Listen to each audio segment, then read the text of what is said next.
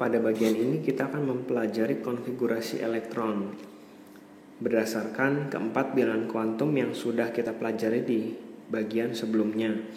Untuk konfigurasi elektron, ada 3 asas dan kaidah serta larangan yang harus kita perhatikan. Yang pertama adalah asas Aufbau, yang kedua adalah larangan dari Pauli, yang ketiga adalah kaidah dari Hahn. Yang pertama mengenai asas Aufbau, dia menyatakan bahwa urutan pengisian elektron dimulai dari subkulit yang memiliki tingkat energi yang paling rendah. Jadi diisi dari subkulit yang memiliki tingkat energi yang paling rendah menuju atau selanjutnya adalah tingkat energi yang lebih tinggi. Jadi bukan berdasarkan kulit. Urutannya dapat dilihat di grafik berikut ini. Yang pertama adalah yang diisi adalah subkulit 1S, kemudian 2S, kemudian 2P, lalu ke 3S, selanjutnya ke 3P, langsung ke 4S, bukan ke 3D, baru ke 3D, 4P, 5S, 4D, 5P, 6S, 4F, 5D, 6P, 7S, 5F, 6D, dan 7P. Jadi harus diperhatikan bukan berdasarkan kulit, tapi berdasarkan subkulit yang energinya dari rendah menuju ke yang lebih tinggi. Sebelumnya kita sudah mempelajari bahwa subkulit S berisi maksimal 2 elektron, subkulit P berisi maksimal 6 elektron, subkulit D berisi maksimal 10 elektron, dan subkulit F berisi maksimal 14 elektron.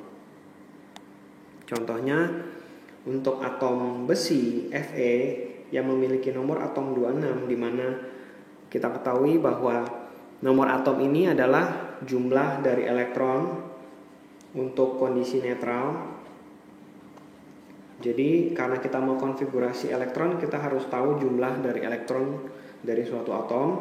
Untuk jumlah elektron 26 dari atom Fe, konfigurasinya yang pertama subkulit 1S terisi penuh dulu 2 elektron, lanjut ke 2S terisi penuh 2 elektron lagi, lanjut ke 2P berisi penuh lagi 6 elektron, kemudian 3S berisi 2 lagi, 3P terisi 6, 4S terisi 2, yang terakhir 3D terisi 6. Jadi yang kita konfigurasikan adalah elektronnya harus berjumlah 26, di mana subkulit yang lebih rendah harus terisi penuh dulu, baru lanjut ke subkulit selanjutnya. Dari sini kita lihat bahwa dari 1S menuju 4S itu terdapat 20 elektron. Jadi di subkulit 3D ini berisi sisanya sebesar 6 elektron. Sebenarnya 3D ini bisa berisi maksimal 10 elektron, tapi karena hanya tinggal sisa 6, karena total dari Fe 26 elektronnya, jadi yang diisi adalah 6 elektron. Bagaimana kalau Fe melepaskan 2 elektron menjadi ion Fe2+? Yang sering salah ialah jumlah elektron Fe atau nomor atom dari Fe dikurangi 2, karena kita tahu bahwa ion positif itu melepas elektron, jadi jumlah elektronnya berkurang. Memang benar secara teori jumlah elektronnya adalah 24, tapi konfigurasi tidak boleh dari 24 ini. Kita harus perhatikan untuk ion, kita harus tahu konfigurasi dari atom netralnya dulu yang kita sudah buat di bagian yang atas ini. Kemudian ketika dia berubah menjadi ion positif, yang berkurang ialah elektron dari subkulit yang paling luar. Di sini adalah 4S, ada berisi 2 elektron. Jadi ini akan hilang 2 elektronnya, bukan dari 3D 6, bukan dari 3D 6 yang berkurang 2 elektron.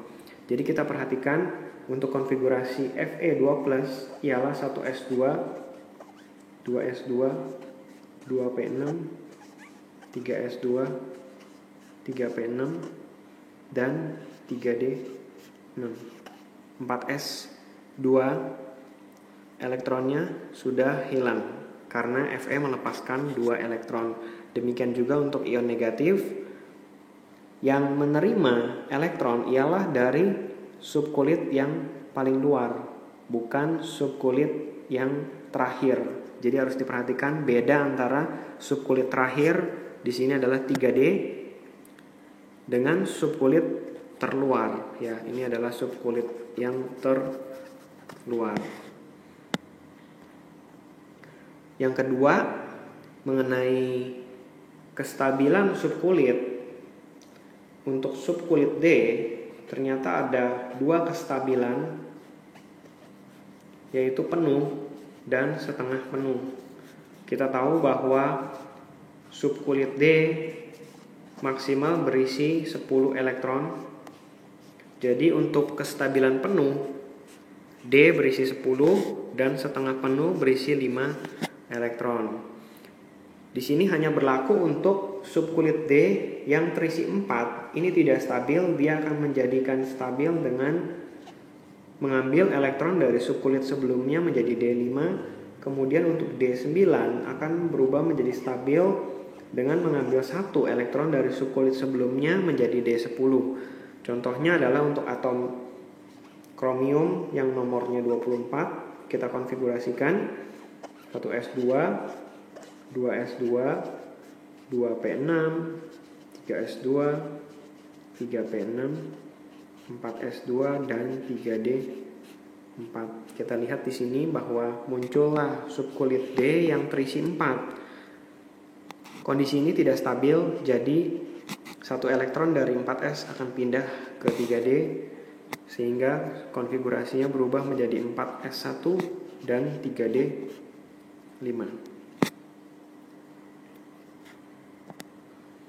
Yang kedua, mengenai larangan dari Pauli, dia menyatakan bahwa tidak boleh keempat bilangan kuantum memiliki nilai yang sama. Artinya N boleh sama dengan L, boleh sama dengan M, tapi S harus beda. Boleh sama, tapi S harus beda. Karena kita tahu bahwa S hanya ada 2 nilai, yaitu setengah untuk searah dengan jarum jam, dilambangkan dengan tanda panah ke atas. Jadi elektron kita lambangkan sebagai anak panah. Kemudian minus setengah untuk arah berlawanan dengan jarum jam. Tanda panah ke bawah. Yang ketiga adalah mengenai kaidah dari Hahn. Kaidah dari Hahn. Dia menyatakan bahwa aturan pengisian elektron pada orbital-orbital mempunyai energi sama. Mula-mula elektron menempati orbital sendiri dengan arah yang sama, ke atas dulu baru semua. Kalau sudah terisi penuh baru terisi ke bawah untuk berpasangan. Contohnya untuk atom C yang memiliki nomor atom 6, konfigurasinya adalah 1s2, 2s2 dan 2p2. Kalau kita gambarkan ke dalam elektron, orbital itu dinyatakan sebagai kotak. Subkulit 1s hanya punya 1 orbital, makanya ada 1 kotak. Elektronnya ada 2, yang pertama ke atas dulu, baru ke bawah. Untuk subkulit 2s hanya ada 1 orbital dan ada 2 elektron, digambarkan tanda panah ke atas dan ke bawah. Untuk subkulit 2p ada 3 orbital. Karena ada 2 elektron saja, kita gambarkan elektronnya ke atas dulu 2. Dua-duanya ke atas. Tidak boleh di dalam yang paling kiri ini kita gambarkan ke atas dan ke bawah. Contoh lainnya untuk Fe yang tadi kita sudah konfigurasikan, kita ambil untuk konfigurasi terakhirnya adalah 3D6. Kalau kita gambarkan 3D6, di mana 3D itu berisi 5 orbital, elektronnya yang pertama itu harus ke atas dulu semuanya. Ada 5 di sini. Kemudian yang ke-6 baru arahnya ke bawah.